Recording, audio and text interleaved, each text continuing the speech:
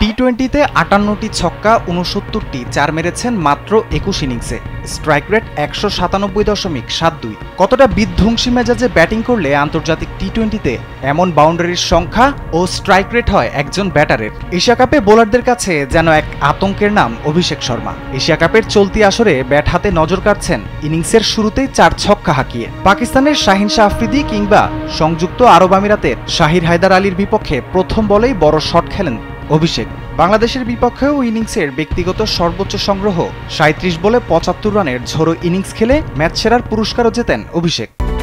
Japan Bangladesh joint venture company JBS holdings limited. Match শেষে ধারাভাষ্যকার সঞ্জয় মাঞ্জরেকারের প্রশ্নে অভিষেক জানান, অনেক বোলার আছে যারা প্রথম বলেই উইকেট নেয়ার চেষ্টা করে। আমি তাদের প্রথম বলেই বড় শট মারার চেষ্টা করি।